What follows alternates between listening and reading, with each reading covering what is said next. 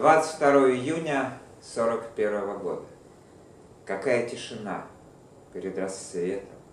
Еще не пробудились даже птицы, и в воздухе, прохладном, непрогретом, лишь комарам назойливым не спится.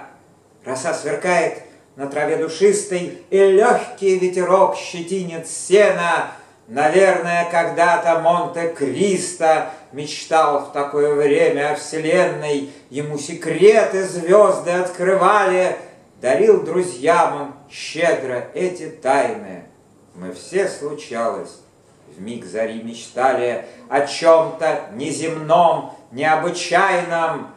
Не думай, не мечтай и не надейся.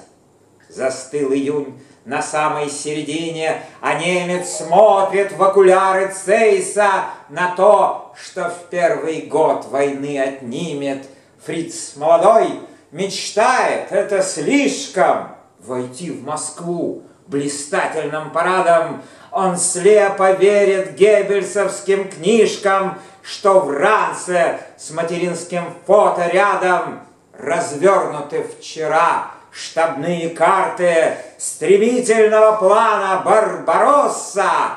Фриц на рассвете руки трет азартно. Пока что не встречался он с безносой. Его настигнет пуля в 43-м, когда в неукротимом Сталинграде советский снайпер, жизнь спасая детям, его сразит в прицел угрюмо глядя. Он в почерневшей, раскаленной жиже навеки сгинет, танками расплющен. Тот, кто судьбой с рождения обижен, не должен и мечтать о райских кущах.